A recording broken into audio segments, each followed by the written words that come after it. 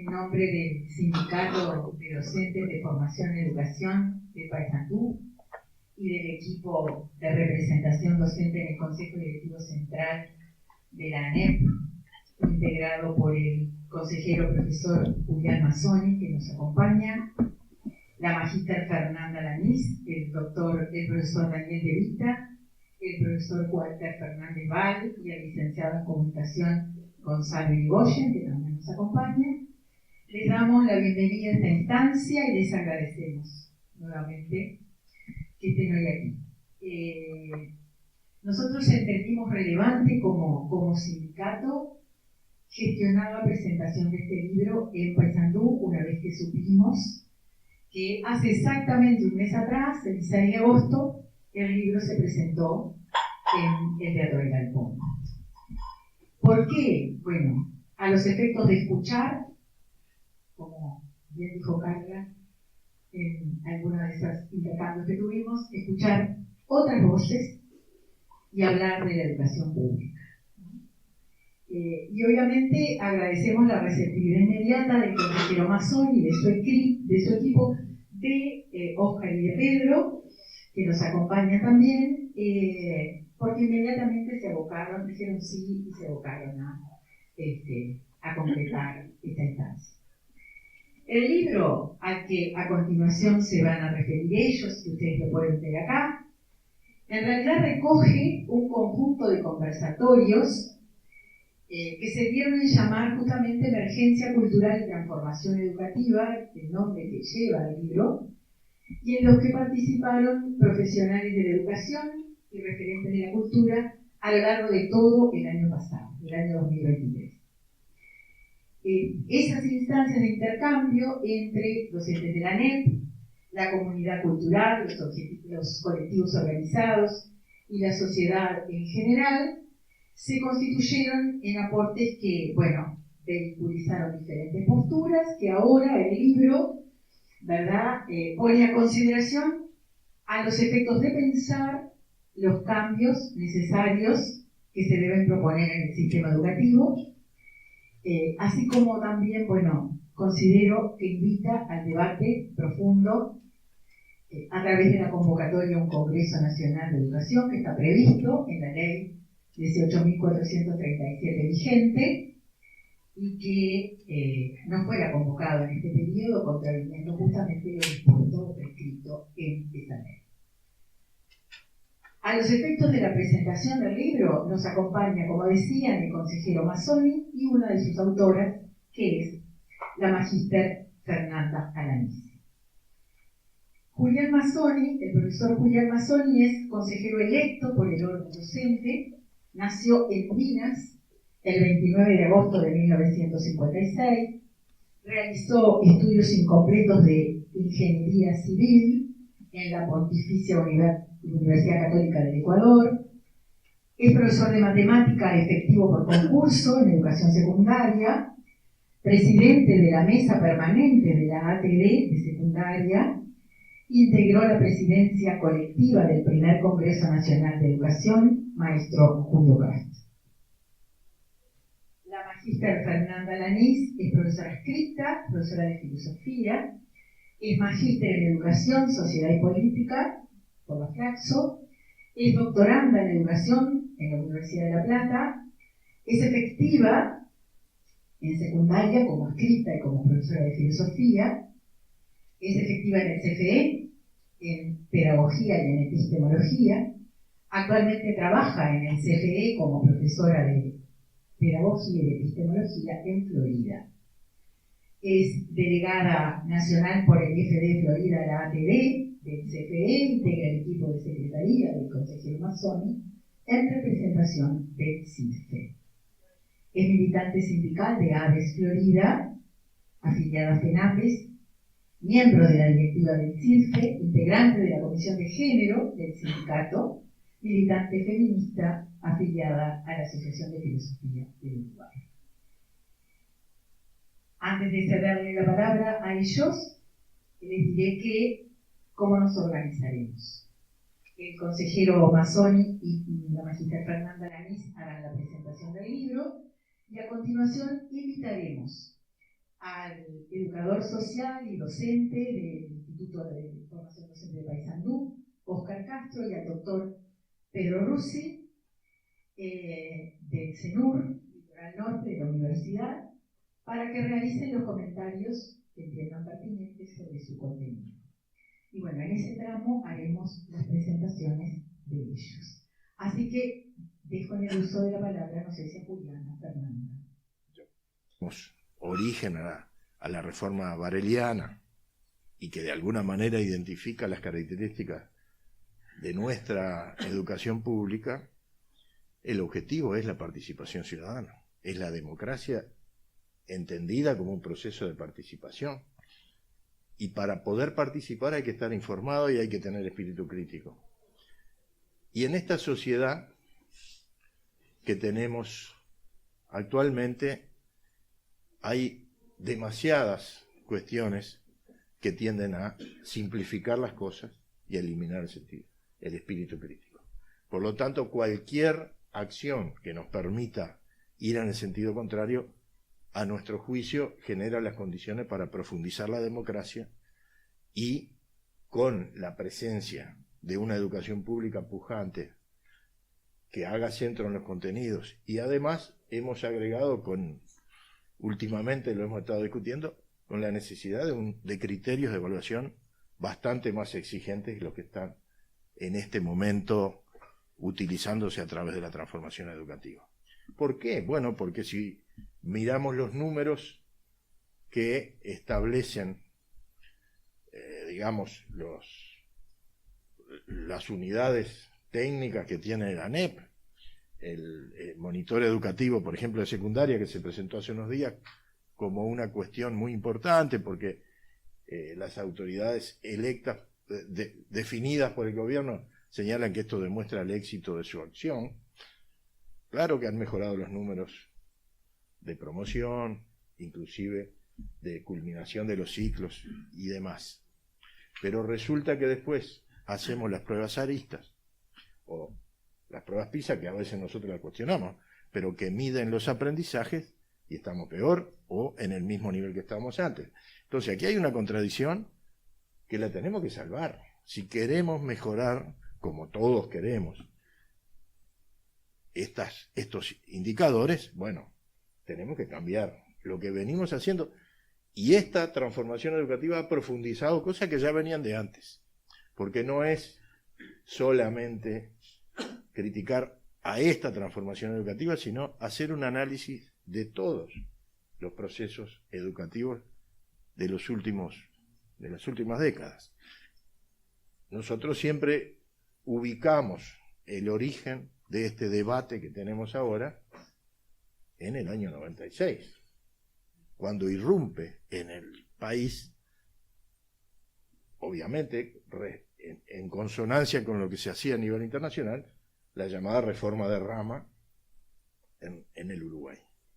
Y estos son episodios de la misma discusión. Y nosotros siempre nos referimos a un texto que nos parece muy importante tenerlo siempre presente, y es el Banco Mundial Metido Educador, del maestro Miguel Soler, donde desenmascara hacia dónde apuntan este tipo de transformaciones. Y el otro día, en la presentación, Gustavo Espinosa recordaba una cosa que es muy importante, y es que ese primer desembarco iba acompañado de un apoyo económico bastante importante. Nueva transformación ha sido realizada con un deterioro importante de la cuestión presupuestal. No quiero insistir mucho en esto, pero recordemos que hay un trabajo, aquí está Gonzalo, lo podemos difundir entre los compañeros, que ha realizado Walter Fernández Val, analizando los 5 años de ejercicio presupuestal de este gobierno. Y los números que nos dan es, por ejemplo, en materia salarial, después de un proceso de importante deterioro por 2 o 3 años y luego un lento proceso de recuperación, vamos a llegar al año 25, a enero del 25, con el mismo nivel salarial que teníamos en el 19.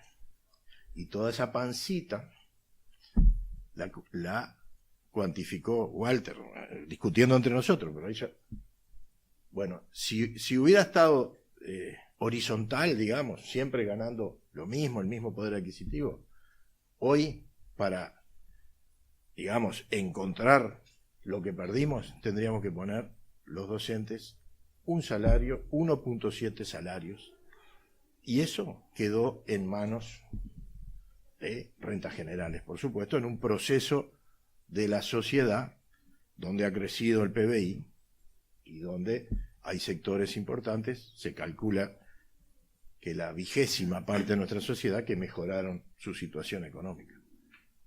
Los 19 partes restantes, algunos la empataron y la mayoría retrocedimos. Entonces, esta es una situación donde se reflota ese viejo planteo, y yo creo que referirse a don Miguel Soler es muy importante. Especialmente yo veo que los docentes, por como lo dicen, lo conocen, pero creo que es muy importante también para los estudiantes, porque esto es una misma instancia de discusión con nuevas formas, pero el contenido central es el mismo. Es poner la teoría del capital humano como centro de los procesos educativos.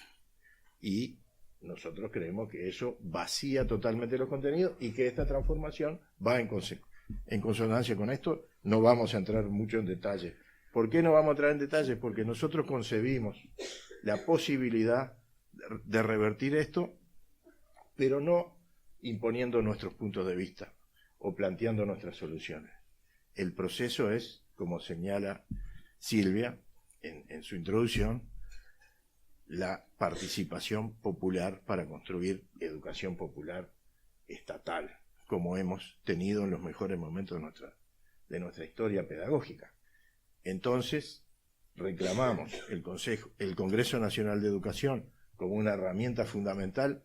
Miren, nosotros en los últimos días hemos tenido varias entrevistas sobre este planteo que venimos haciendo de la contradicción entre los números del monitoreo educativo de secundaria y los aprendizajes. Y en todos los casos, los periodistas, muchos de ellos con hijos en la educación media o en la educación primaria, y algunos en la universidad, nos han planteado que ellos observan que el proceso de disminución de las exigencias en la evaluación ha sido negativo, y como padres reclaman subir un poco las exigencias. Y confirmamos esto recientemente en una conferencia a la que asistimos con Fernanda y Daniel De Vita, convocada por la presidenta del CODICEN.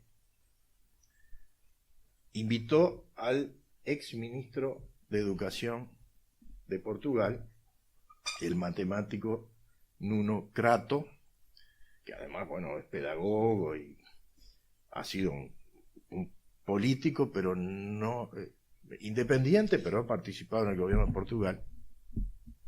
Y se lo convocó porque durante su ejercicio del ministerio mejoró ampliamente los aprendizajes y los números en la educación de Portugal. ¿Cuál fue el secreto que nos transmitió el señor Nuno Crato?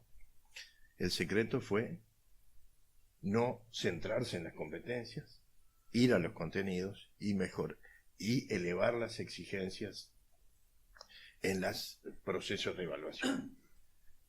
Lo dijo adelante de la élite de los integrantes de la transformación educativa, que algunos parecieron no entender o no querer entender. Fue así. Y esto es lo que venimos planteando.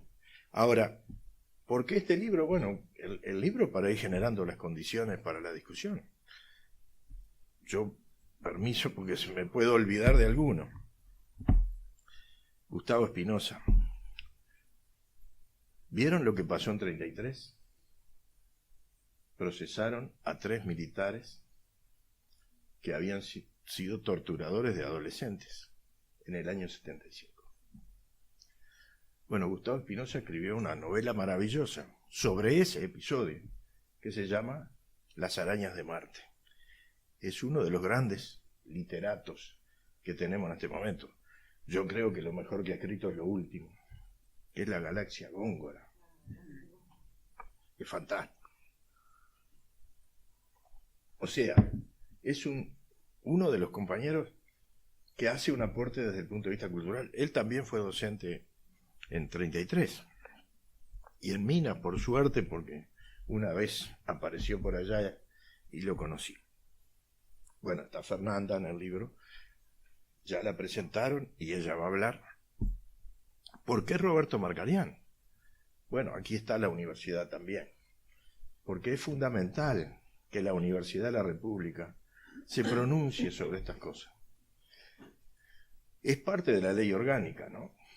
Tiene la obligación, la Universidad de la República, de pronunciarse sobre los grandes temas del país. Bueno, Marcarián enseguida dijo que sí, y además porque, ahí entra un poco mi condición de profesor de matemática,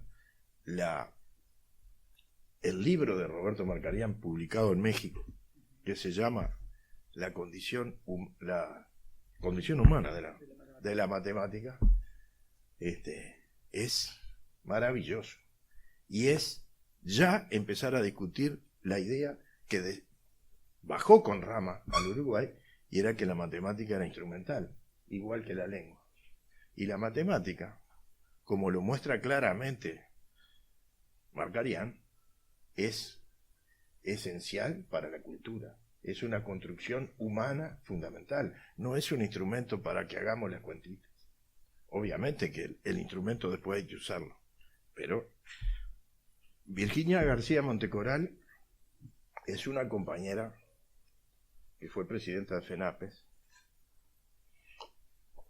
Pero aquí los compañeros más veteranos se irán a acordar de que el primer debate público de Rama fue con Virginia y con Nora Castro. A mí me abrió la cabeza ver ese programa. En aquel tiempo la televisión se veía más, no había redes sociales. Pero aquel debate en Canal 10 creo que fue fantástico. Ahí Virginia desarrolló todo su arsenal y Nora Castro también. Y ahí empezó a discutirse en el país la transformación educativa. Así que el aporte de ella es fundamental. Andrés Olivetti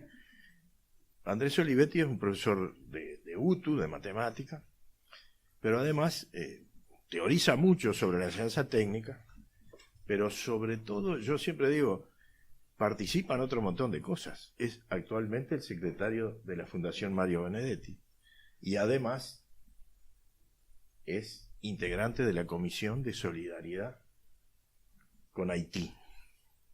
Ese pueblo tan importante en la historia de nuestro continente, porque si no hubiera sido por Haití, Bolívar no hubiera hecho lo que hizo. Y tan olvidado, y tan sufriente, con el cual hay que ser solidario. Cecilia Mansione es profesora de idioma español, está profundizando sus estudios en la lengua y desarrolla también la defensa de la enseñanza de la lengua, no como un instrumento, sino como la capacidad que tiene una cultura de ir consolidando sus espacios, inclusive desde el punto de vista del propio Estado. Rosana Cortazo fue representante, ustedes la conocen, los compañeros docentes de formación docente, fue representante de los docentes en el Consejo de Formación y Educación, desarrollando una excelente actividad, denunciando el proceso que se venía con la transformación, el Plan 2023 y los problemas que ustedes conocen que tiene la formación docente en este momento. Y Claudio Invernici, bueno, es un destacado escritor, publicista, un hombre de la cultura, que es el último de los... El orden no fue el que se presentaron, pero los compañeros Gonzalo y Fernanda hicieron el magnífico trabajo de agarrar esos conversatorios, desgrabarlos, escribirlos y finalmente publicarlos de manera prolija y clara como están acá. Que capaz que Fernanda cuenta un poco eso, pero para ello fue un trabajo muy importante. Y todo esto, compañeros, ¿cómo se logra? Bueno, se logra porque en este país hemos ganado espacios democráticos, más allá de las dificultades que hay. Y nosotros tenemos un equipo de 5 compañeros, en el caso mío, y hay otros 5 que están en el despacho, Daisy y 4 más en su despacho, que construimos estas cosas en el debate, en el vínculo con el sistema educativo, con los docentes, y esto nos parece lo que tenemos que hacer. Entonces, esta presentación, no ya del libro, sino de nuestro trabajo, es lo que venimos a hacer y a proponer que este debate no se quede aquí, que ustedes trabajen con esto, los compañeros van a hacer sus aportes y que tarde o temprano encontremos los mecanismos para una nueva, digamos, un nuevo desarrollo de la educación del pueblo, que es lo que necesitamos. Muchas gracias.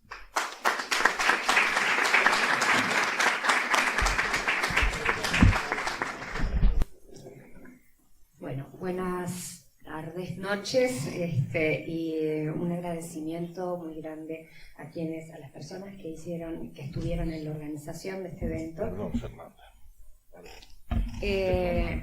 También a quienes están compartiendo esta mesa y a las personas que están en el auditorio. Si querés. Ahí va. ¿Se escucha?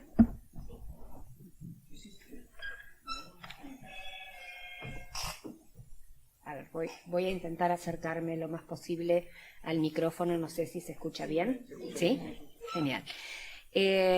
Bueno, Julián ya hizo la presentación de los compañeros del equipo, ¿sí? Que nos acompaña, como decía Julián, Gonzalo Irigoyen, con quien hicimos el trabajo de corrección de las distintas ponencias, de desgrabado, y de coordinación. Y Gonzalo además es responsable de la estética del libro, ahora vamos a hablar un poquito de eso.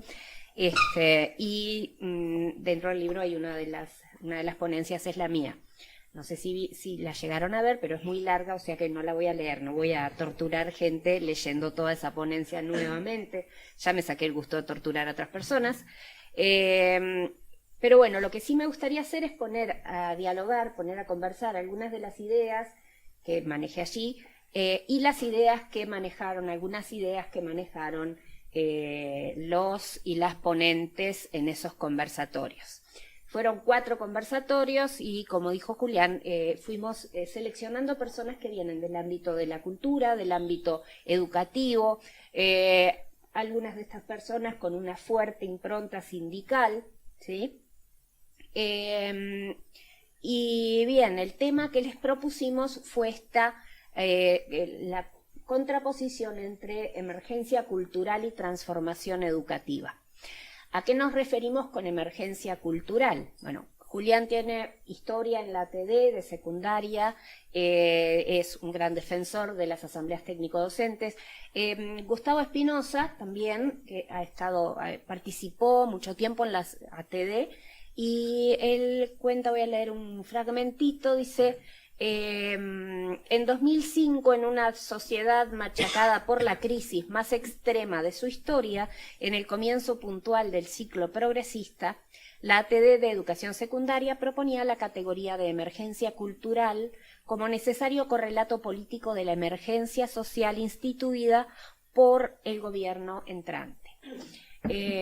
Nosotros y nosotras entendemos que también estamos en un momento de emergencia cultural, ¿sí? ¿Qué significa esto? Hay algo que está fallando en nuestra cultura. Hay muchas definiciones de cultura, pueden ser más amplias, pueden ser más acotadas, algunas se refieren más bien a el concepto estricto de cultura como lo mejor de las ciencias, las artes, pero podríamos pensar en los conocimientos de una sociedad, ¿sí? Weber dice que el ser humano va tejiendo una urdimbre y se sostiene en esa urdimbre, y Clifford Geertz dice que esa urdimbre es la cultura, es un tejido, la cultura es un tejido, es como una red, como una telaraña, ¿sí? Que la vamos tejiendo y al mismo tiempo nos vamos sosteniendo en ella, ¿sí? Y si no tenemos esa red, si no tenemos esa telaraña, entonces quedamos de alguna manera desprotegidos y desprotegidas, ¿sí? Nos caemos. Entonces es una red que debemos cuidar, ¿sí? Que debemos cuidar. En esta red se teje la identidad de las sociedades, la identidad de los pueblos, ¿bien? Por allí, por ejemplo, tenemos a Cecilia Manzione, que es una investigadora en el área de la lengua, y que habla de la lengua no ya como una cuestión competencial, no desde la cuestión competencial de la lengua como instrumentalizada, como habilidad, sino de la lengua como un saber en sí mismo y que refleja y mantiene la identidad del pueblo. También, bueno, Roberto Marcarián también habla del conocimiento matemático, como decía Julián, no desde un punto de vista instrumental, sino también como valioso en sí mismo y conectado con las demás, en esta telaraña, en esta urdimbre, conectado con los demás conocimientos de la sociedad.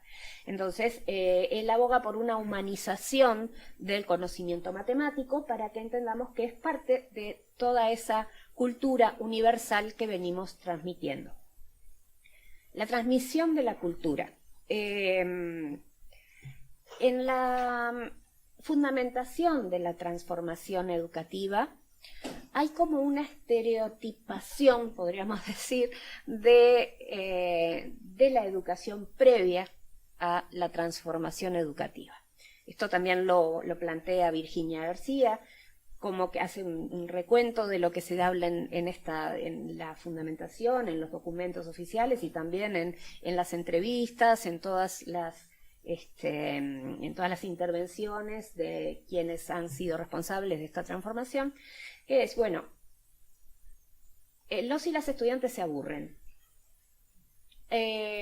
no tienen saberes para la vida, no están preparadas ni preparados para el mundo del trabajo. Necesitamos que sean flexibles, que se adapten a los cambios. Los docentes y las docentes adolecen de rigidez, de falta de flexibilidad. Es el docente o la docente que se para delante de la clase, recita una lección y espera que sus estudiantes la repitan. Esta es básicamente la idea que está presente allí. Sin embargo, nosotros defendemos la idea de que, primero, este es un estereotipo, ¿ah? Que la docencia hace mucho tiempo que no es así, sobre todo en nuestro país, en el que tenemos una tradición pedagógica muy rica, con, por ejemplo, Pedro Figari, Gesualdo Sosa, Agustín Ferreiro, Julio Castro, Reina Reyes, Luisina Luisi. Podemos seguir nombrando pedagogos y pedagogas e influencias, por ejemplo, de la Escuela Nueva y de la pedagogía crítica, que fueron absorbidas por estos pedagogos y pedagogas para generar una educación uruguaya pública que tiene sus propias características y que ha sido muy rica, ¿sí? Y desde los colectivos y desde las bases, es decir, los y las docentes han sido generadoras y generadores de políticas educativas y de innovaciones también, de innovaciones de cambios favorables en la educación. No siempre les ha ido bien, ¿sí? No siempre han sido aceptadas sus propuestas. Desde Pedro Figari en adelante podemos verlo, ¿sí? A veces han sido perseguidos, a veces han sido atacados y atacadas, como en el caso, por ejemplo, del maestro Julio Castro, ¿ah? que como ustedes saben fue apresado, fue encarcelado, torturado, asesinado y luego desaparecido, y sus restos se encontraron unos cuantos años después. ¿Y cuál era el delito del maestro Julio Castro? Bueno, entre otras cosas, querer una educación emancipadora, querer una educación que liberara a las personas. Bien, seguimos pidiendo eso, seguimos queriendo una educación emancipadora, pero entendemos que esa emancipación, la emancipación a través de la educación, se tiene que dar dándole importancia a los contenidos culturales. Es decir, que necesitamos del conocimiento, ¿sí? En esta transformación se hace mucho énfasis en las competencias, que son una serie de saber hacer, de habilidades que tienen que desarrollarse, pero nosotras entendemos que quienes han aprendido a través de los contenidos, también desarrollaron competencias, ¿sí? Pero el centro no estaba allí, ¿sí? El centro no estaba allí. Necesitamos bases para poder desarrollar la acción, ¿sí? Necesitamos bases teóricas para poder desarrollar la acción. Respecto a esta crítica del mundo del trabajo, bueno, Pedro Figari ya establecía una relación entre el mundo del trabajo y el mundo educativo, pero no en la versión que vemos ahora, ¿sí? En esta versión actual, que es una versión de la educación neoliberal, es una versión propuesta por la educación neoliberal y que responde a intereses neoliberales y a intereses de organismos multinacionales de crédito, intereses empresariales.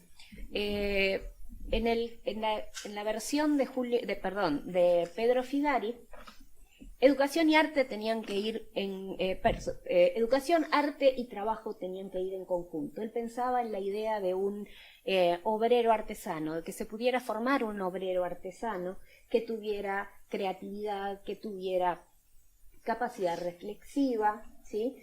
Que atendiera lo que era importante a lo que estaba en la región para inspirarse, para hacer su trabajo, y que ese trabajo no fuera un trabajo alienado, sino que fuera un trabajo único, que eso iba a mejorar el desarrollo del país. Pero lo primero no era pensar en el desarrollo económico, ¿sí? Lo primero era pensar en la formación de la persona. ¿Bien? Esto lo retoma en el libro, van a ver que hay una alusión a Pedro Figari por parte de Roberto Marcarián, justamente rescatando esta relación que Figari propone entre educación y trabajo. Tenemos, yo nombré unos cuantos y unas cuantas pedagogas, pero comenzamos nuestra pedagogía, parece comenzar, por lo menos eso es lo que nos han contado, que ya hemos repetido desde chiquitas y chiquitos, con José Pedro Varela. ¿Bien? José Pedro Varela, que es como el prócer educativo, ¿sí? Es el prócer educativo. Entonces, no sé ustedes, a mí me enseñaban, yo aprendía de memoria algunas frases: la educación como la luz del sol puede y debe llegar a todos. Bien, y lo aprendíamos y lo repetíamos. Y es una frase muy hermosa, en realidad, si la empezamos a desglosar. Y lo que está diciendo Varela no es todos tienen que aprender competencias y saber manejarse en la vida. No, tenemos que enseñar, ¿sí? Y como docentes tenemos una responsabilidad, tenemos la responsabilidad de hacer llegar el conocimiento a todos y a todas, ¿sí? Tenemos la responsabilidad de hacer llegar el conocimiento a todas las personas, ¿sí? Yo manejo en el texto la idea de la autenticidad de las y los docentes, que tiene que ver con esto, con asumir una responsabilidad, asumir esta responsabilidad que tenemos de enseñar, ¿sí? Dice Mériès que tenemos esa responsabilidad que consiste en enseñar aquellos contenidos que nosotros consideramos valiosos, ¿sí? Yo considero valiosos determinados conocimientos, determinados contenidos. Puede ser, en mi caso soy profesora de filosofía, me parece importante que sepan sobre Platón, me parece importante que sepan sobre epistemologías feministas, me parece importante que sepan sobre Wittgenstein, ¿sí? Tengo la responsabilidad entonces de enseñar eso, ¿sí? ¿Por qué? Capaz que a ustedes les interesan otras cosas después, pero en realidad, si no tienen una base de donde partir, si no tenemos una base de conocimientos, la urdimbre se deshace, la telaraña se va deshaciendo y no tenemos dónde sostenernos. ¿Bien? Nosotros, ni tiene dónde sostenerse la sociedad. Uno de los autores, Andrés Olivetti, dice que utiliza una expresión que a mí me gusta, que es no solamente emergencia cultural, sino tragedia educativa. Que estamos viviendo una tragedia educativa. ¿En qué consiste esa tragedia educativa? En la pérdida de la posibilidad de acceder a los conocimientos más profundos. Estamos negando a nuestras niñas y niños, a nuestros adolescentes, incluso a las personas adultas, estamos negándoles que accedan a la cultura universal, estamos negándoles que accedan a la cultura regional y a la cultura nacional, ¿sí? Cuando no enseñamos contenidos y nos centramos solamente en el saber hacer, ¿sí? Para eso necesitamos entonces una alternativa humanizadora, ¿bien? Una alternativa que sea realmente emancipadora. Dermeval Saviani plantea que, bueno, cuando se introdujo la escuela nueva, cuando se empezó a manejar los principios de la escuela nueva, se perdió un poco la democratización, la posibilidad democratizadora de la educación. Quizás la educación tradicional no era tan mala en cierto sentido, en que había una intención de liberar a través del conocimiento. Pero la escuela nueva, yo creo que es en versiones malentendidas, la escuela nueva quita el foco del conocimiento y lo pone en el centro, el interés del estudiante, el interés del niño, el interés de la niña. ¿Bien?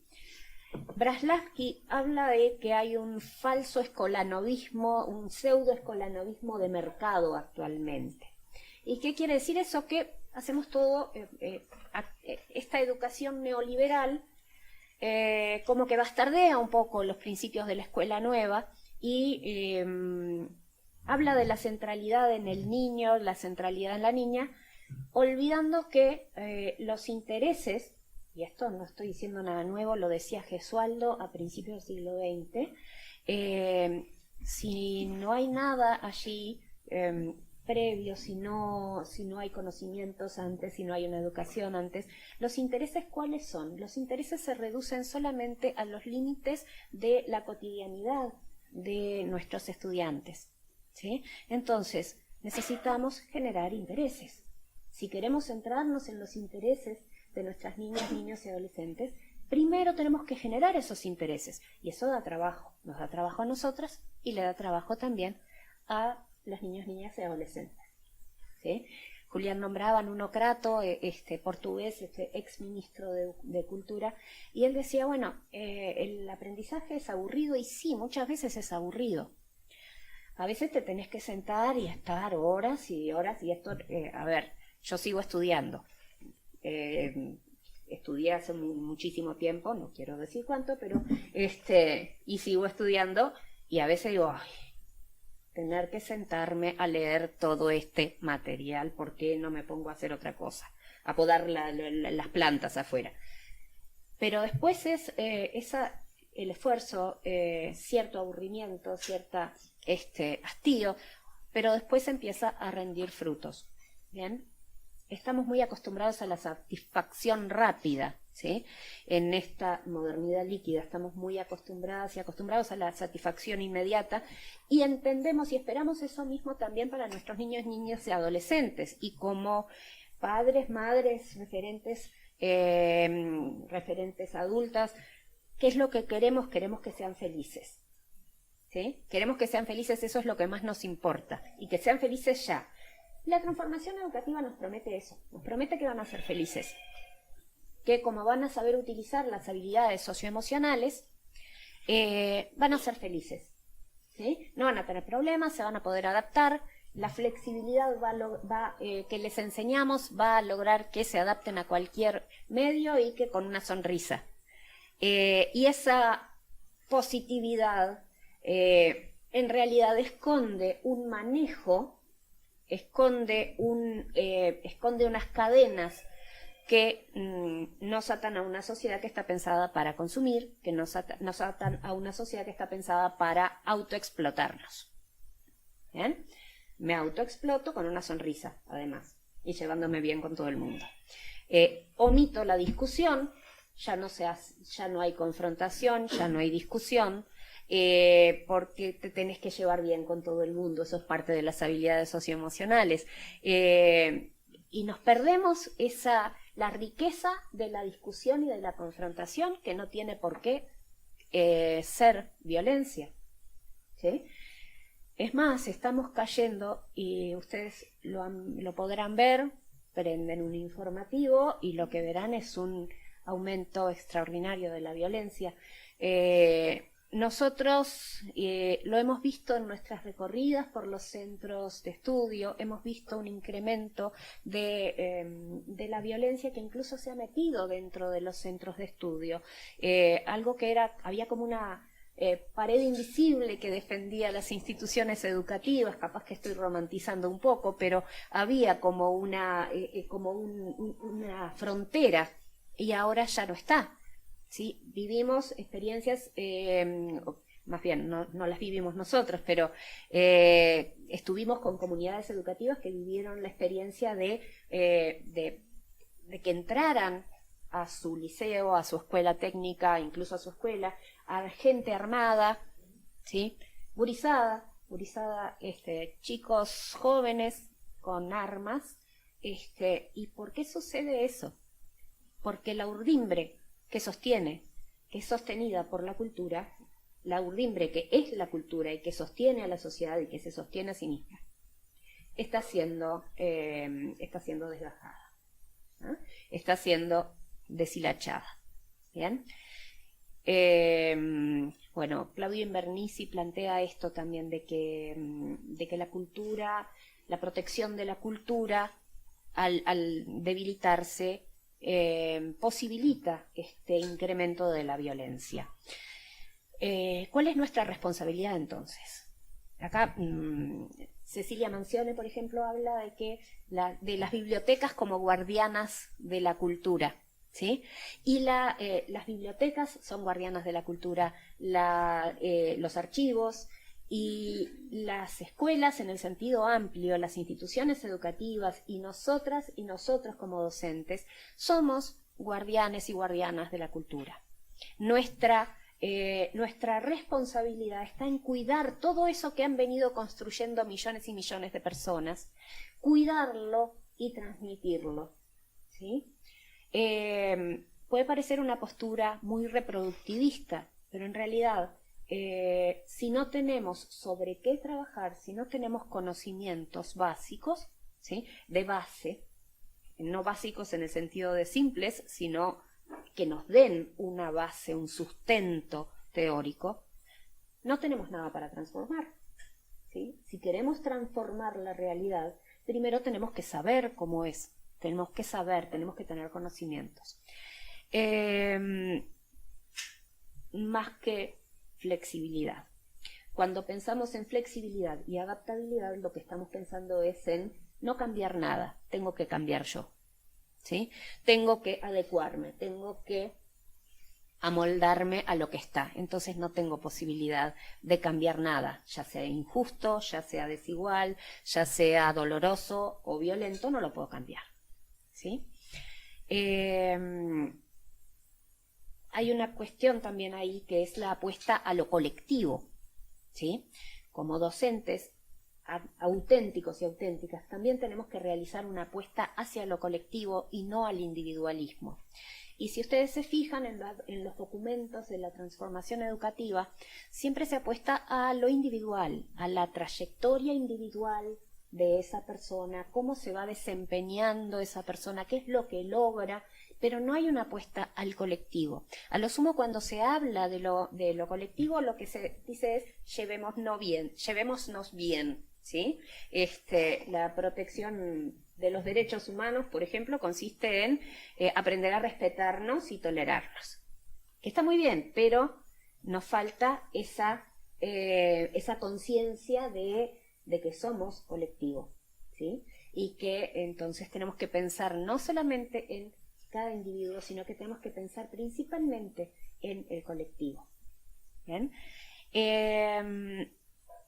Y esto tiene que ver con la democratización, ¿sí? Que decíamos antes. Rosana Cortazo, que fue consejera de formación en educación, sostiene, y yo estoy de acuerdo con ella, que el lugar en donde más ha impactado la transformación educativa negativamente, en donde más de raíz se ha atacado a la educación, ha sido en formación en educación, ¿sí?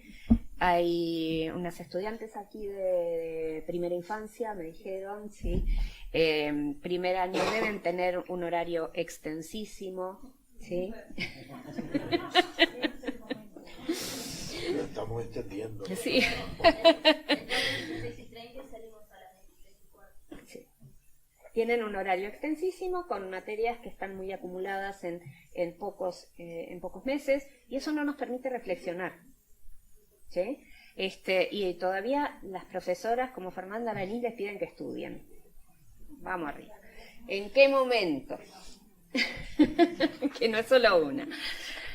Bien, entonces, bueno, se había afectado eso, y eso también tiene un sentido, no es casual, ¿sí? Es como una saturación que se nos está imponiendo para que no pensemos, para que no tengamos tiempo de parar, detenernos, reflexionar sobre los contenidos.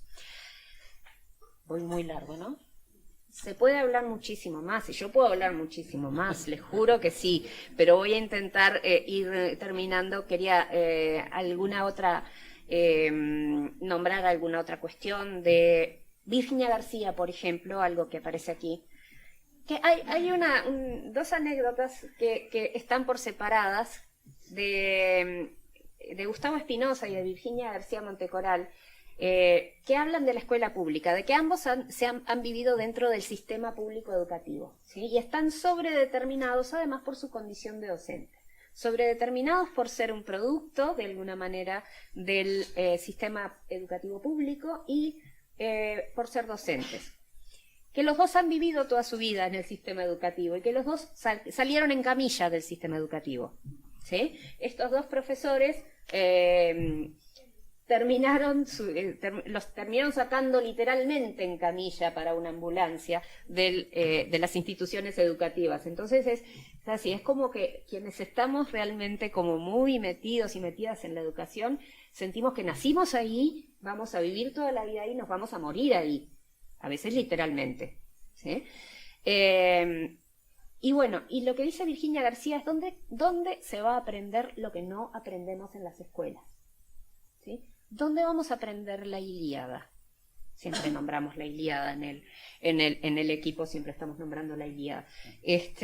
¿Dónde vamos a aprender la Ilíada? ¿Dónde vamos a aprender todos esas cosas que no esas cuestiones, esos conocimientos, la leyenda patria, ¿sí? ¿Dónde vamos a aprender sobre ópera? ¿Dónde vamos a aprender sobre los indígenas o las poblaciones originarias de nuestra región? ¿Dónde vamos a aprender si no es en la escuela? Capaz que lo aprendemos afuera, ¿sí? Pero necesitamos esa base que nos da la institución escolar. ¿Y para qué? ¿Para qué la necesitamos? Me gustaría, voy a leer solamente, les cuento, voy a hacer spoiler y voy a leer el último párrafo del texto que yo incluí. No queremos un pueblo desarmado. No queremos un pueblo desvalido, Queremos un pueblo que pueda hacer uso de las herramientas culturales de emancipación, y en eso los y las docentes tenemos un rol fundamental para desentrañar reflexivamente el entramado del poder y participar activa y auténticamente en el tejido colectivo de la red cultural y educativa que sostiene a la sociedad. Muchas gracias.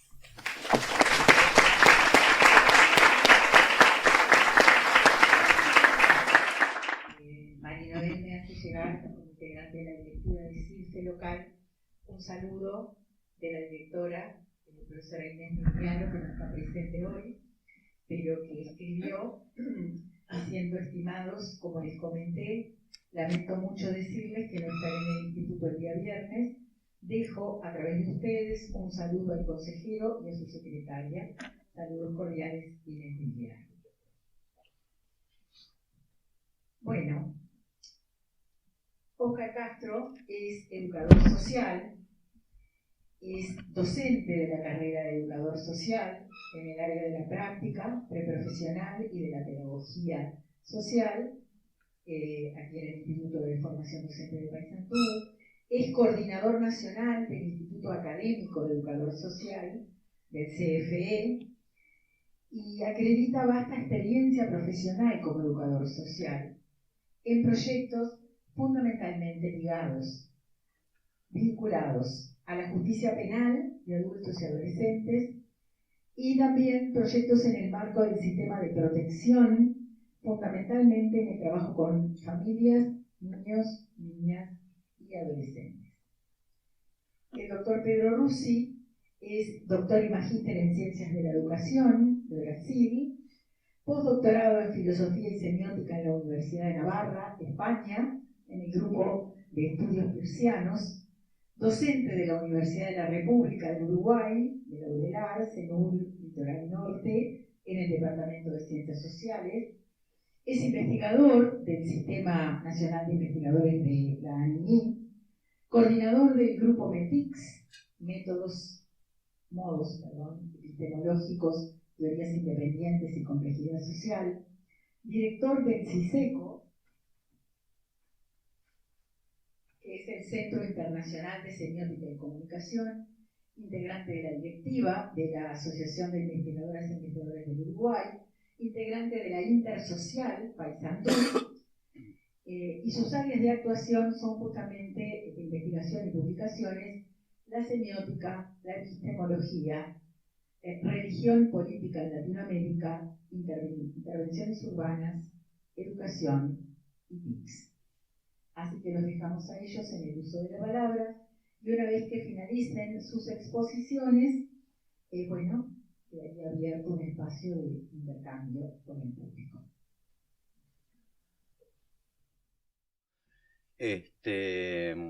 Por dos razones. Primero, por el producto en sí mismo, ¿no? Todo libro, o casi todo libro, debe ser celebrado. Y mucho más los libros que de alguna manera nos acercan a unas ciertas discursividades que plantean unos interlocutores que son múltiples y que vienen de distintos ámbitos, más allá de que algunos converjan en algunos espacios institucionales determinados, a favor de algo que indudablemente esta reforma ha tenido y que es un proceso contrario a una democratización del debate educativo.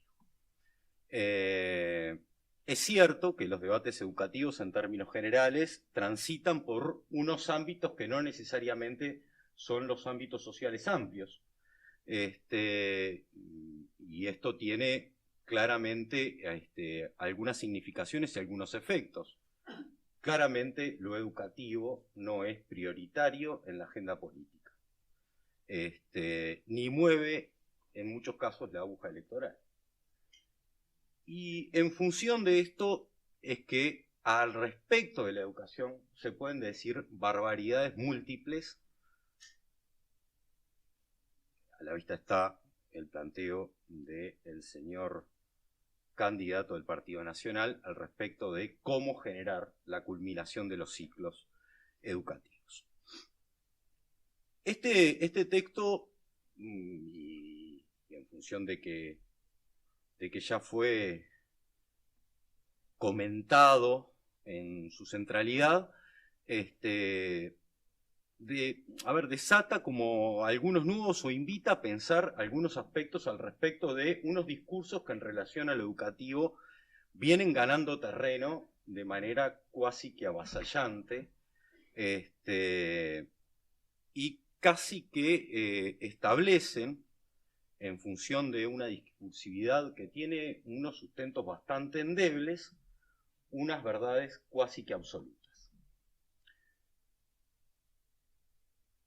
Hay una ausencia de argumentos pedagógicos en esta transformación que resulta por demás alarmante. Y en realidad lo que esta transformación ha venido a hacer es a imponer unas verdades que casi tienen un sentido único, ¿no? En realidad hay unas cosas que se establecen cuasi que de manera natural o cuasi propias de un sentido común al respecto del fenómeno de lo educativo o del hecho educativo. Hay casi que una arrogancia al respecto de unos planteos que se establecen como verdad absoluta.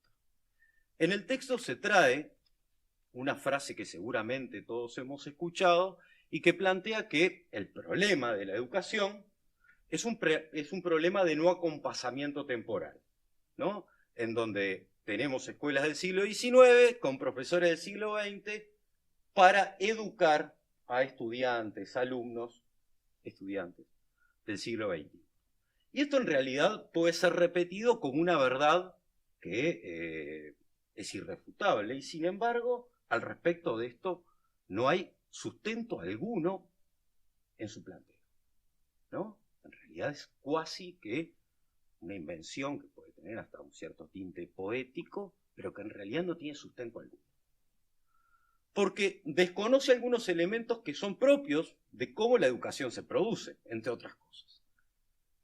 La educación no es la misma del siglo XIX, las prácticas docentes no son las mismas a las del siglo XX, o por lo menos algunos tramos del siglo XX, y no necesariamente los estudiantes que recibimos en las aulas o en algunos otros espacios educativos son fieles representantes de unos sujetos del siglo XX. Y aquí hay un desconocimiento a una tradición de producción discursiva al respecto de la pedagogía que es efectivamente asombroso y que casi que rompe y en función de romper genera una idea de lo inaugural como algo que en definitiva va a solucionar algunos aspectos que parecieran no se resuelven con lo que existe. En este sentido, pareciera que la educación empieza a partir de hoy a ser algo para la vida. Basta recorrer unos textos clásicos al respecto del pensamiento pedagógico para asumir que la vida, o que al respecto de la vida, históricamente la pedagogía se ha preguntado. En un ejercicio muy sencillo, uno puede leer el texto emblemático de Kant y Kant va a decir, bueno, la educación es en función o se produce en función de una necesidad vital. Sin educación, la especie humana no tendría condiciones de posibilidad de existencia. Podemos pensar que en el Emilio Rousseau también traía cuestiones que estaban relacionadas con la vida de manera múltiple y distinta. Si recorremos el texto de Cómo Gertrudis enseña a su hijo, de Pestalozzi, vamos a encontrar que en 180 páginas Pestalozzi refiere a la vida. Y lamento decirle a algunos impulsores de esta reforma que la noción de vida, la idea de vida, la relación educación-vida ha estado instalada en el pensamiento pedagógico en términos históricos. Y que pensar que hoy hay que educar para la vida, además desestima unas existencias anteriores, ¿no? porque lo que termina diciendo es que en realidad los que vinimos antes, a educarnos antes de la transformación, éramos poco competentes para vivir nuestra vida. Lamentablemente esto también los incluye a ellos, porque son bastante más cercanos a nuestra generación que a la generación que va a ser aparentemente más competente que uno. Me parece también interesante esto que se planteaba recién, de una especie de cambio de mirada al respecto de lo que el fenómeno educativo es, en una descentración de unos procesos de enseñanza y aprendizaje para asumir que el centro es el sujeto, ¿no? Pareciera que hemos descubierto hoy que tenemos que pensar en la centralidad en el hecho educativo del sujeto. Ahora, el sujeto es traído en un proceso de individuación que se produce fundamentalmente a partir de ciertos planteos que emergen durante el siglo XX y que no hacen otra cosa que responsabilizarlo de sus propios destinos. Como si la educación no tuviera algún tipo de injerencia posible al respecto de torcer unos destinos o al respecto de ofrecer unos otros destinos posibles. Y en este ejercicio de individuación se traen cosas que parecieran sinónimos y que en realidad no tienen nada que ver desde el punto de vista pedagógico. Se trae la noción de aburrimiento ligada a la noción de interés.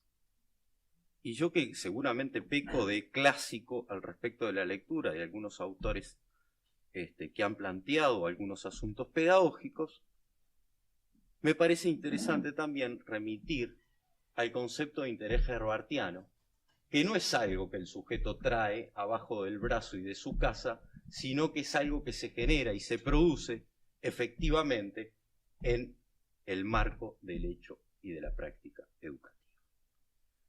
Sin contenidos, sin unos aprendizajes que pueden ser conceptuales, procedimentales o como querramos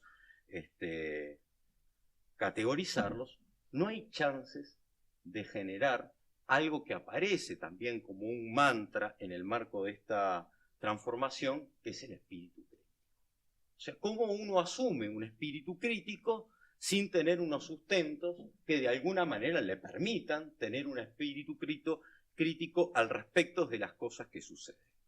Y aquí me parece que también hay un desconocimiento interesante en términos de cómo concebimos a la educación en clave de aquella cosa que de alguna manera se distingue de la vida cotidiana al respecto de la adquisición de unos saberes que son necesarios, pero no únicamente en relación a nuestra vida común, corriente y cotidiana. Está claro que para ir al almacén no tenemos que tener ningún tipo de noción al respecto de algunos saberes, ni matemáticos, ni al respecto de la Ilíada, o al respecto de algunos otros elementos o algunos otros recortes culturales que necesariamente tienen que ser transmitidos. Pero es que la vida no es únicamente un devenir cotidiano, la vida es bastante más compleja y bastante más interesante de ser vivida en función de un enriquecimiento que solo se produce en el hecho educativo. Esto no es desconocer otros saberes que se producen en otros ámbitos, pero sí, o indudablemente, tenemos que pensar de que hay algo de una herencia que además nos corresponde por derecho, a la cual tenemos que acceder. En relación a esto me parece que hay un deber ineludible de toda política educativa y de todo hecho o acción educativa que se precie de tal. Y que tiene que ver con que hay unos adultos que tenemos la responsabilidad de donar. Una responsabilidad que además tiene un efecto quizás poco concreto en términos materiales, pero que es lo que genera y produce efectivamente una posibilidad de lazo. Si no hay donación de herencia cultural, no hay posibilidad de lazo social. Y esto yo creo que es lo más trágico que viene a introducir esta transformación. Si no hay una relación con el saber, si no hay un pensamiento al respecto de la relación con el saber, no hay chances de lazo social. Porque la humanidad no puede construirse en términos de finalización e inicio permanente.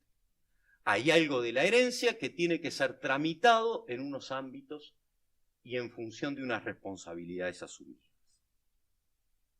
Al respecto de esto, claramente, la educación tiene que pensar cuáles son esos contenidos.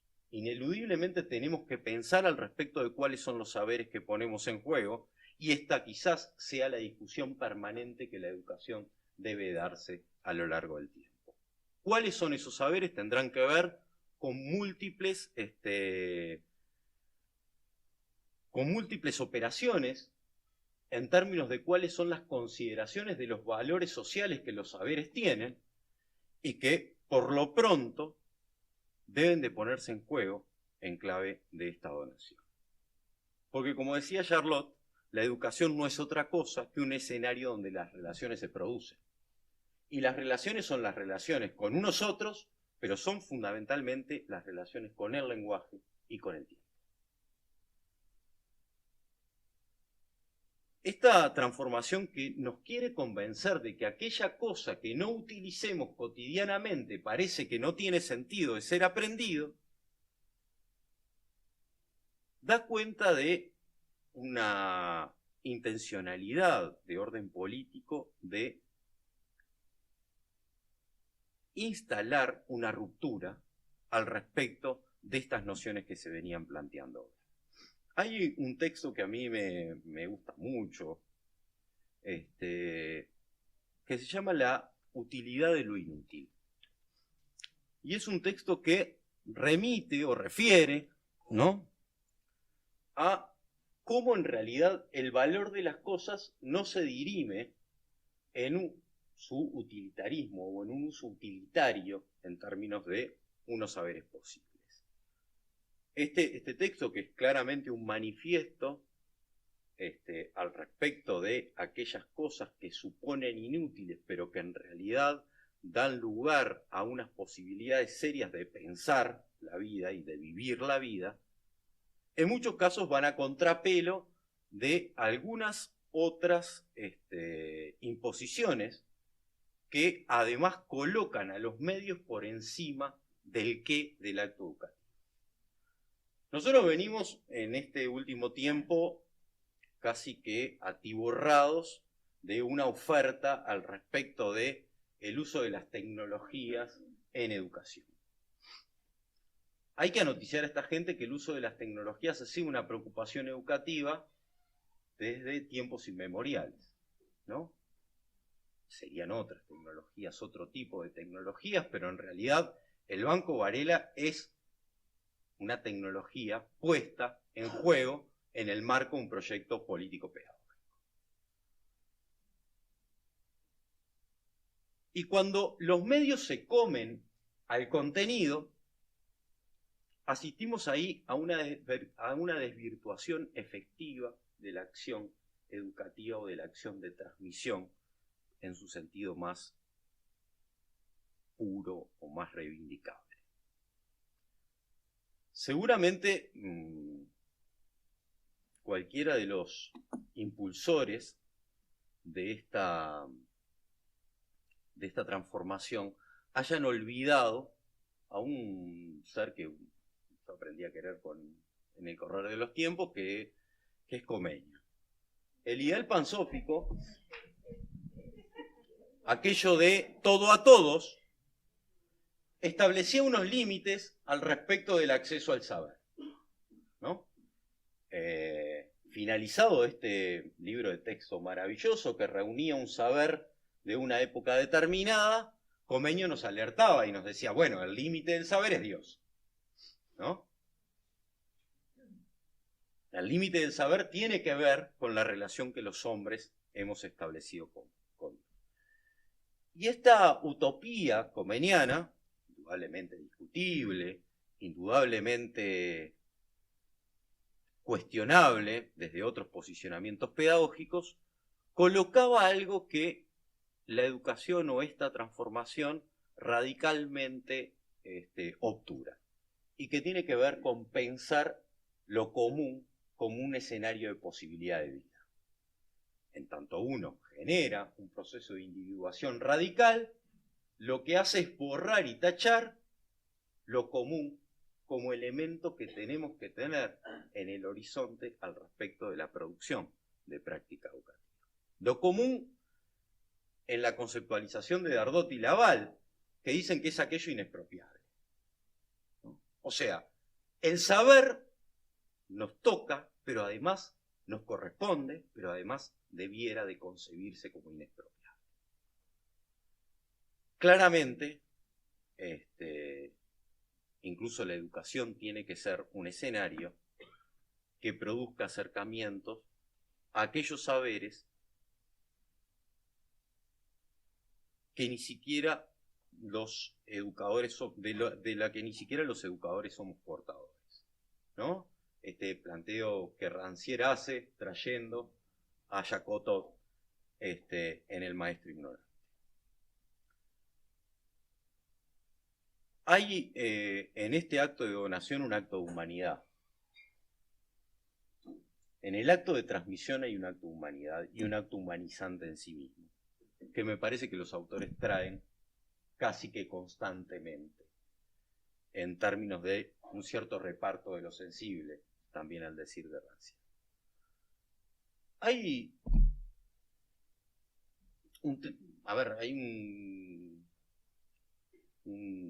una edición ya vieja, este libro creo que me lo regaló mi abuelo ya hace bastante tiempo, de Paco Espínola, que trae una selección de unos cuentos completos de Paco Espínola, que me parecen bien interesantes para pensar dos cosas con las que creo que hay que ser insistentes. Una es que las cosas no se producen mágicamente, y que no toda cosa que trate de seducirnos debe de asumirse de manera crítica. Se acordarán ustedes que Rodríguez se encuentra con el diablo, y el diablo utiliza una cantidad de artilugios a los efectos de demostrar su poderío unívoco, de su poderío que se instala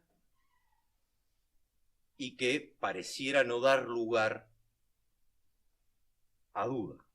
Sin embargo, Rodríguez, al ver chasquear los dedos y ver encender el fuego, le responde: eso mágica. Bueno, eso mágica pareciera ser la receta que plantea esta transformación en relación a la adquisición de competencias.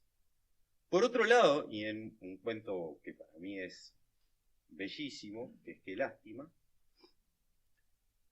se produce el acto de donación más increíble. Seguramente quienes han estado en mi clase están hasta aburridos de escuchar este fragmento, pero en esa estadía del bar de campaña, Sosa y Juan Pedro vienen manteniendo entre caña y caña un diálogo por demás humanizante. Y en ese marco hay un ofrecimiento también donador de ciertas cosas. Dice: Juan Pedro sonreía y posaba en su reciente amigo, alto, flaco, pantalón muy por encima del tobillo, como el pantalón de él, sí, si él no tuviera botas. Posaba una mirada tan dulce que casi no miraba nada. Y vuelta a parecérsele a Sosa el carro y la yegua Tordilla, y vuelta a llevarlos ahora ufano y dichosos a su compañero. Usted, Juan Pedro, cuando quiera la yegua, va a mi casa y la saca. Fuma otro Juan Pedro. Juan Pedro, ya con las manos muy torpes, lió un cigarro, encendió y dejó que saliera libremente de toda la boca el humo. Usted, cuando la precise, va nomás a mi casa y saca la yegua. y si yo no estoy, la saca lo mismo. Vaciló, la realidad no daba más, y ardiente pasión quería más todavía, y arrolló la realidad. Y salió al otro lado terriblemente amoroso diciendo, y si la yegua no está, usted va y la saca. Esta acción de donación, de lo que incluso no está, me parece que también es una trinchera al respecto de pensar en clave pedagógica cualquier tipo de transformación o cualquier tipo de reforma educativa. Volviendo al planteo comeniano, y desde mi más absoluto ateísmo, pareciera bien que el límite de la relación con el saber igualmente fuera Dios y no Pisichilo o sí. Gracias.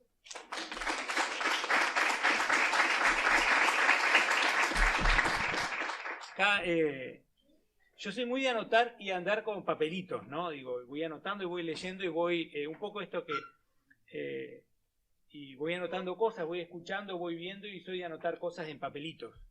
Y agarro de todo tipo de papeles. No, y acá tengo un dibujo de mi hija, que mi hijo, ¿no? Sobre Julio Cortázar, dice: aquí evita la poesía, los cronopios versus el sistema. Entonces, como hace poquito fue el cumpleaños, también le hago honor a Kiara. Bueno, primero agradecerles también por estar acá y por permitir esta conversación, y entonces agradecerles a todas y a todos también, y agradecer bueno, a Juliana, a Fernanda también, y a Oscar de estar compartiendo este momento, y por el tiempo, ¿no? en estos tiempos que falta el tiempo, es interesante esto, ¿no? De poder hacer esto que estamos haciendo. Y una de las primeras cuestiones que uno va optando cuando recibe un libro, recibe una propuesta, ¿no? Y agradecerle entonces también a Silvia, que fue que en un momento la llamé y digo: podemos hacer esto, porque escuché cuando estaban haciendo la entrevista a Marcarián, y ahí nos pusimos, y bueno, y ahí se fue y se entró a mover la cosa, y la idea surgió exactamente un mes después. No es ninguna cuestión cabalística ni nada, sino que es casualidad, o causalidad, depende. Y entonces me parece que es interesante, y en esto de ir anotando, uno puede optar por comentar el libro o a partir del libro que nos provoca. Y me parece que es por ahí, ¿no? Entonces Oscar también, digo, fue un poco a partir del libro cómo conseguimos navegar para otros mares. Y ahí me parece que es la función y la riqueza de los libros y esta propuesta. Yo creo que no sé si fue pensado, no me interesa, pero la palabra conversación y el conversar, la etimología es muy interesante. El conversar, que viene del conversar y que quiere decir vivir dando vueltas. Conversar es dar vueltas juntos. La palabra conversar, la etimología viene de ahí. Conversar es dar vueltas juntos, conversar. Entonces, cuando uno conversa, da vueltas juntos. Y necesariamente para dar vueltas juntos, para girar, para versare, ¿no? Para girar, tiene que hacerlo con otros. No se puede dar vueltas solo. Eso es otra cosa. Pero el conversar, el dar vueltas juntos, demanda el tiempo y la necesidad de los otros, de las otras. Y el conversar, justamente, vamos a construir en ese conversar la realidad con los otros. No hay forma de que esa realidad no se construya si no es con otros. Si no es con lo indicial, se hablaría en semiótica. Los otros no son abstractos. Los otros no son abstractos. Las otras no son abstractas. Son otras historias. Y es ahí donde la cosa comienza a quedar interesante. Somos historias y ahí somos tejidos. Y entonces el conversar también es una danza. Y para los que nos gusta y nos ponemos a veces a grafitear, también el conversar es grafitear la historia con otros. Por eso se combate tanto el grafite y hasta se mata. porque los grafitis hacen parir a la ciudad. Las ciudades paren con los grafitis. Por eso se mata. Por eso se pone como un delito. Y tal vez el pensar, tal vez el oponerse es ponerse con, el oponerse a una transformación que viene como una topadora, sea entendido como un grafiti. Hay que apagar, hay que borrar, hay que pintar encima. Y hay que ponerlo como un delito. Tal vez seamos hoy muchos delincuentes, pero andaremos grafiteando por ahí. Esa es la postura que se ha tomado desde un sistema que simplemente lo que hace es poner en una palabra distinta, catalogarlo, ponerlo en una categoría para ser eliminado. Eso es lo que se busca, el ser eliminado, eliminar. Y esto es interesante porque la transformación no puede ser pensado, esta transformación, que tanto el nombre tiene de transformación, y que yo la conozco desde hace tiempo porque fui alumno de muchos de los que están proponiendo esta transformación. Conozco bastante bien de dónde viene. Eso es otra historia, otro paréntesis. Pero la transformación no puede ser pensada fuera, yo anotaba esto, fuera de un paradigma refundacional. No puede ser pensada fuera de una depredación. Y no puede ser pensada de una ley de urgente consideración, que fue hecha con una lógica de gerencia. No puede ser pensado fuera de una idea de una institución y de una escuela donde ve el docente, las directoras, los directores, como gerentes. Una escuela, una institución como un emprendedurismo, como emprender.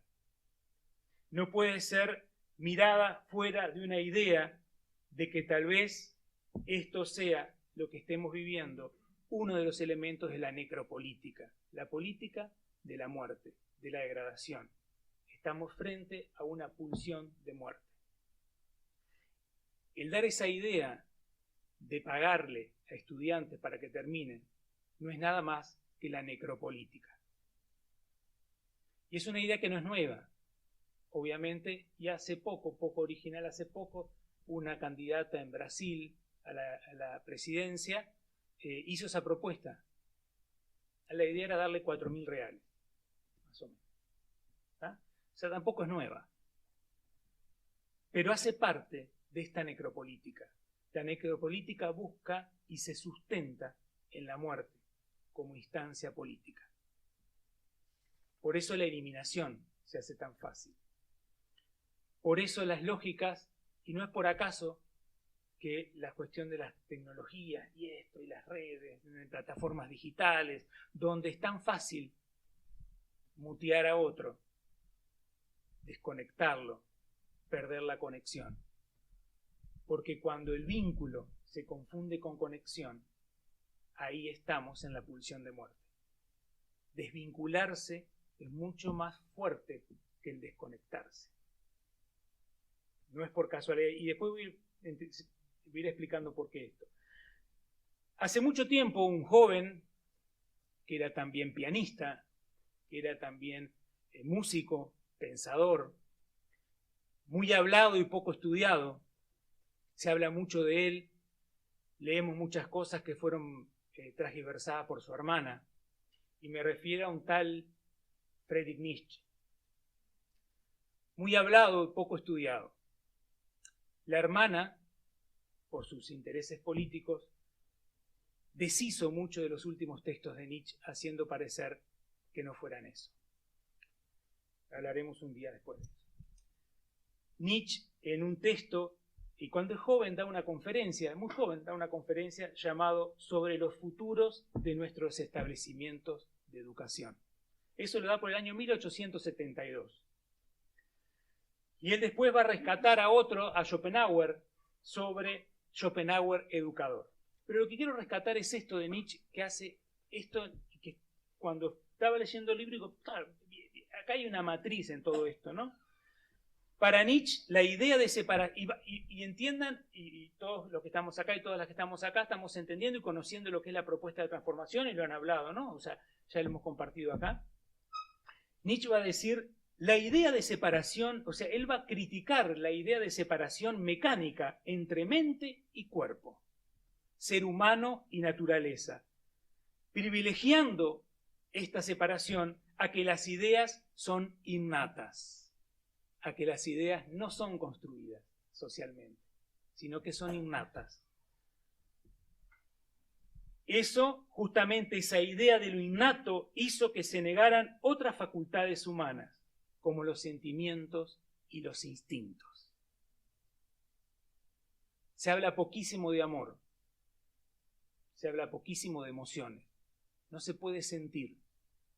Es un poco como aquella última escena en El abogado del diablo, donde se encuentra el diablo con el abogado y dice: no se puede tocar, si se toca no siente, si mira no vea, no puede emocionarse. Por lo tanto, Nietzsche va a proponer una transvaloración, es decir, el valor de la lógica, cambiar esa lógica platónica, aristotélica, de la moral cristiana, romper tal vez con la epistemología de la ciencia, tal vez superar todo eso para proponer otra forma de pensar, proponer tal vez que los centros educativos no sean mecanicistas, tal vez la educación sea el lugar, el espacio, la esfera, donde cada uno en construcción con los otros y cada otro construcción con cada uno sea el propio proceso de que la vida sea una obra de arte. Por eso los artistas también son eliminados.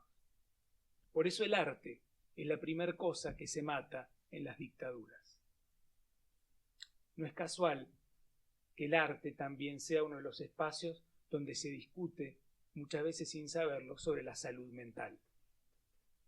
Por eso se eliminan, y en el libro se eliminan las bibliotecas. Fue mencionado hoy. Las bibliotecas que sufrieron terribles aniquilaciones. Los liceos separados de la universidad separada del liceo secundaria, donde justamente los liceos eran espacios culturales.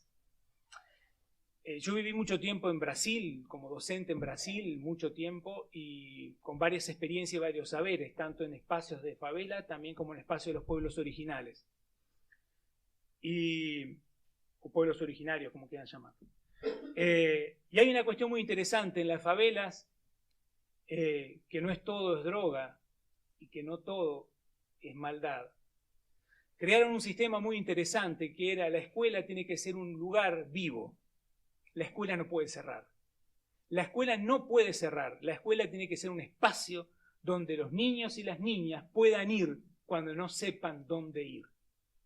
Las escuelas no se cierran. Y eso fue logrado por las comunidades. Y conozco muy bien las experiencias. En las comunidades los niños y las niñas podían ir porque tenían espacio para ser niños y niñas. Las escuelas no se cerraban, no había horario. Y eso era construido por la comunidad.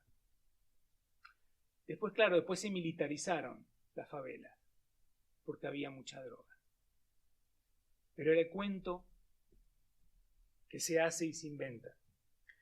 Tal vez tengamos que pensar, a partir de este libro y de esta propuesta, reflexionar sobre diferentes miradas. La educación frente a la exclusión, la educación frente al hambre. ¿Cómo se puede estudiar si no se come? Cuando las tripas duelen. La transformación va contra lo humano. Esta transformación va contra lo humano. Va contra lo vivencial, contra el tejido social de lo humano, de lo emocional, de la creatividad, del amor, de la voluntad de conocer. Esta transformación deja de lado la humanidad dialógica de la sociedad, de los pies en la tierra, decía un tal Freire. Sus derechos y obligaciones, nuestros derechos y nuestras obligaciones, como el tejido que se construye en estas interacciones. Esta transformación elimina lo otro, lo distinto, higieniza. El construir esta crítica que sale a partir y se construye a partir de este libro del cual tenemos hoy dos de los autores, y una autora y un autor, y ¿no? Los que fueron convidados acá fueron hablados sobre ellos también. Construir esto es justamente visto de la transformación como una guerra. Tal vez esa frase que nos reímos y tomamos de la ironía es una guerra, señores. Nos reímos, pero es doloroso. Construir una crítica es justamente entrar en la mirada de quien plantea la transformación, es entrar en un conflicto, en una guerra. Y en la guerra siempre hay un sistema de dicotomía y siempre está la necropolítica, el paradigma de la degradación. Un tal Darcy Rivero dijo una vez que esto que se hace con la educación de destrozarla no es por casualidad, es un método. Romper la educación es un método, no es al azar, está pensado, es una ingeniería, se calcula, no es casual. Por lo tanto, Darcy Rivero decía, es un método. La construcción del enemigo para una cruzada que tiene tintes religiosos, otra discusión. Un enemigo que hay que eliminar. Aquello que obstruye la dinámica de las competencias, aquello que está obstruyendo, el palo en la rueda, debe ser eliminado. Por lo tanto, ese eliminar es leído como persecución a las docentes y los docentes, persecución a los estudiantes, negarle los espacios de actividad, reducir los salarios de las docentes y los docentes, reducir la inversión en educación, que se arrastre la educación, que se arrastre hasta sus últimos suspiros. Eso es la transformación. La tecnocracia en lugar de un impulso cultural. Los gremios serán destruidos. Eso es lo que se predica en la transformación educativa. Tal vez lo que está en juego sea algo que justifique que la inversión en educación sea un gasto. Tal vez nos importa más que aquel estudiante, como proceso histórico, esté más desesperado por aquel dinero que va a recibir que por el proceso al cual hace parte. Es una forma de matarlo en vida y celebrar la muerte del otro en esta necropolítica.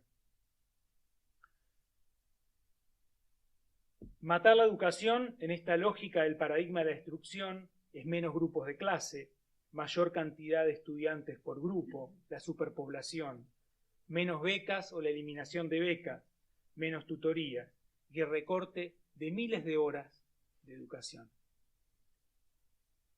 La competencia para el mercado. La OCDE ya decía esto en los años 60, 70 y esto tiene como base la bibliometría, donde ahora todos los colegas de la universidad desesperados para publicar porque hay que medir el índice de publicación y el índice de impacto. ¿Impacto de quién, cara pálida?, decía un compañero.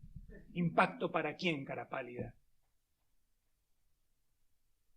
El impacto es medido por alguien que como guardián de la moral dice quién impacta y quién no. Tal vez aquellos caramelos que puso la maestra en la época de pandemia impactaban.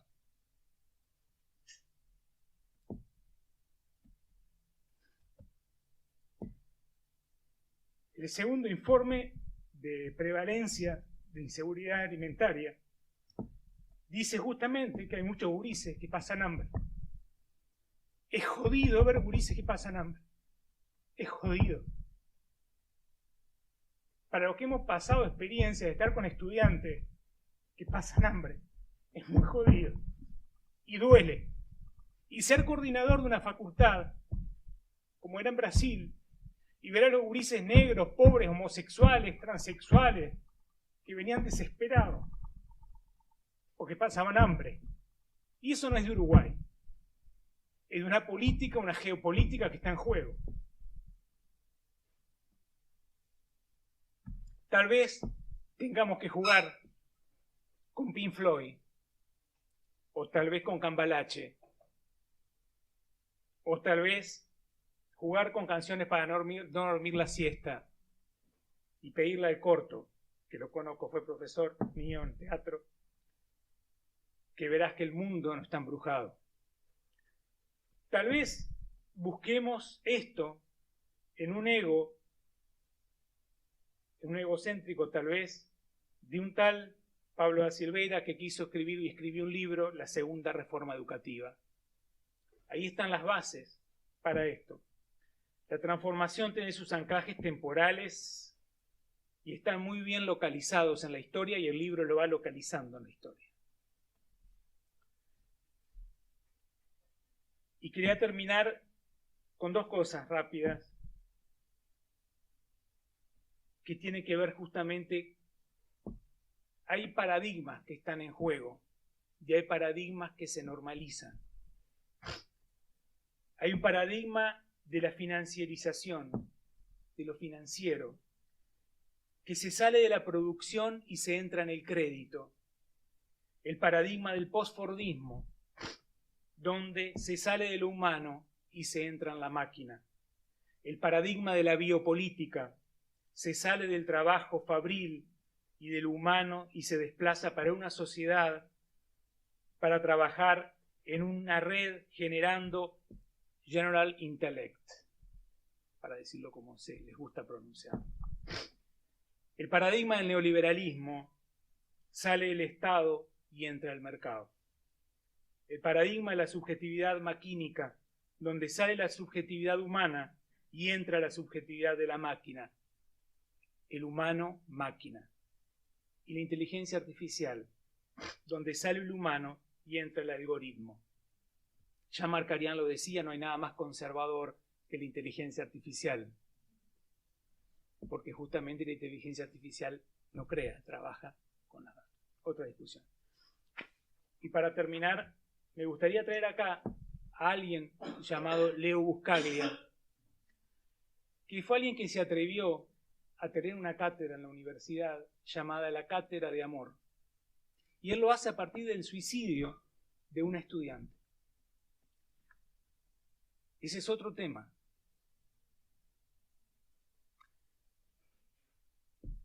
Vivir la experiencia de estar dando clase y que se suiciden al lado estudiantes. La universidad donde yo estaba tenía 2 suicidios por mes.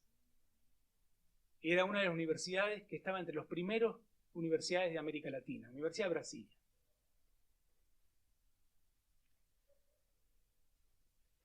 En todo ese entorno, en todo ese contexto, había que discutirlo, había que hablarlo, había que destrincharlo, como se dice. Pero les digo esto porque esto surge a partir de Leo Buscaglia, crea esta cátedra, que al principio era poquita gente y después se fue llenando. Y me parece que es un lindo texto que reúne de cierta forma algo para entender como base y como espíritu también de lo que el texto y el libro que estamos acá comentando nos propone. Y ese texto que lo voy a leer es de Leo Buscaglia, del libro Vivir, Amar y Aprender.